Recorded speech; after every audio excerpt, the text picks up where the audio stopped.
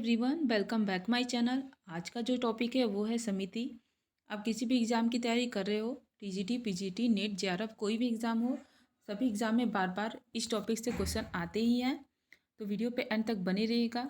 अगर आपको इस वीडियो का पीडीएफ चाहिए तो आपको इस वीडियो के डिस्क्रिप्शन में लिंक मिल जाएगा, आप वहाँ से भी जाके डाउनलोड कर सकते हो।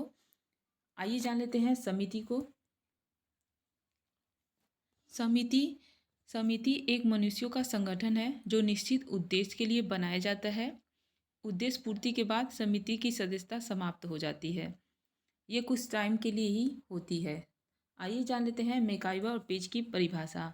मैकाइवर पेज ने कहा कि समिति मनुष्यों का एक समूह है जिसे किसी सामान्य उद्देश्य या उद्देश्यों की पूर्ति के लिए संगठित किया जाता है।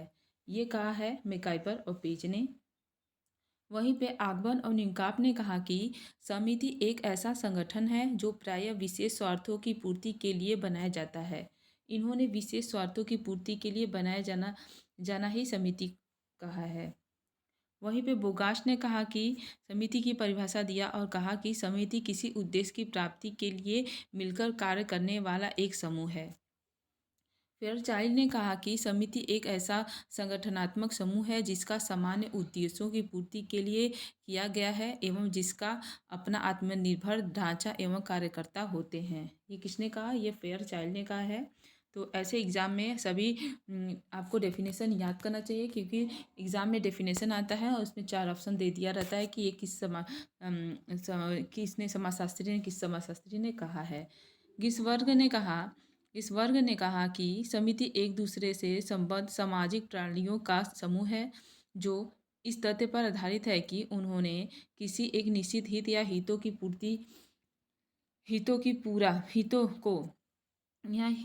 को पूरा करने के लिए एक सामान्य संगठन बनाया है। ये किसने कहा है? गिन्सबर्गर ने कहा है।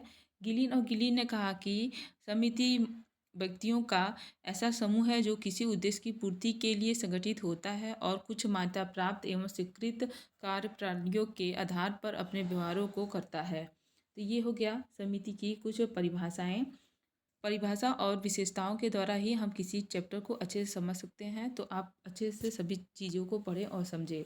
फिर स्टीड ने समिति की 7 विशेषताएं बताई हैं। इन्होंने कहा कि विशिष्ट कार्य, यानी समिति का एक विशिष्ट कार्य होता है। अगर कोई कार्य नहीं, कोई किसी कार्य के थ्रू ही समिति का निर्माण किया जाता है। ये कुछ समय पहले सरकार द्वारा बहुत सी समितियां चलाई गई थी।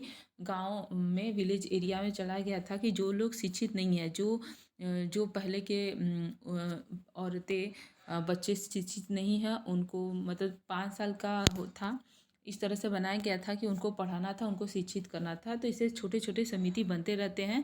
जब वो उनका कार्य खत्म हो जाता है, एक टाइम तक रहता है, जब वो कार्य खत्म हो जाता है तो समिति अपने आप समाप्त भी हो जाता है।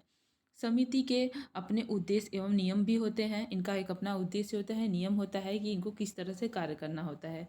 इनकी परिस्थिति होते हैं, इनका अपना एक अधिकार होता है और इनका सदस्यता होता है।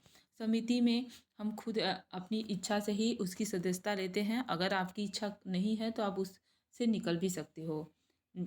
इसकी अपनी संपत्ति होती है और इसका एक अपना नाम होता है। आइए जान लेते हैं समिति की विशेषताएं। अभी तक आपने जो भी विशेषताएं पढ़ी हैं वो विरष्टी ने बताया है। अब आइए जान लेते हैं समिति की कुछ विशेषताएं। समिति क्या है? एक मनुष्यों का समूह है। कुछ मनुष्यों द्वारा ही समिति को बनाया जाता है। इसकी ऐच्छिक सदस्यता होती है। आपकी इच्छा पे ही समिति में आप सदस्यता लेते हो। अगर आपका कोई काम है, आपका कोई स्वार्थ है, इसलिए आप उस समिति के सदस्य बनते हो। जब आपका काम खत्म हो जाता है तो आप उस समिति के सदस्यता समाप्त भी हो जाती है। एक निश्चित उद्देश्य होता है, यानी आप सामाजिक तौर पे, आर्थिक तौर पे, किसी भी तौर पे आपका एक उद्देश्य होता है और उसमें अस्थायीपन होता है, निश्चित नियम भी होता है और मूर्तता भी आती है, हम की भावना रहती है और अर्जी परिस्थिति होती है। आइए जानते हैं कुछ समिति के अपने प्रकार। मैक्स वेबर ने समिति को समुदाय मूलक एवं संघ मूलक 2 प्रकार में बांटा है। किसने बांटा है? मैक्स वेबर ने। वहीं पे मैकाइवर पेज ने इसे अविशेषीकृत और विशेषीकृत 2 प्रकार में इन्होंने बांटा है। किसने? मैक्स वेबर ने, मैकाइवर और पेज ने। वहीं पे बैंक निगम अधिकारी तंत्र तथा राजनीतिक दल को बेबर ने समिति माना। किसने माना है? बेबर ने माना है।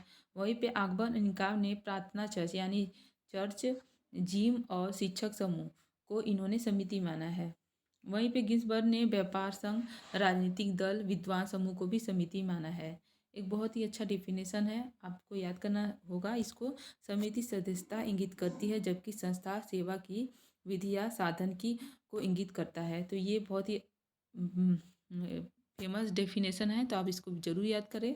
और वीडियो पसंद आए तो चैनल को ज़रूर सब्सक्राइब करें और वीडियो पे एंड तक पूरा वीडियो देखकर ही जाएं।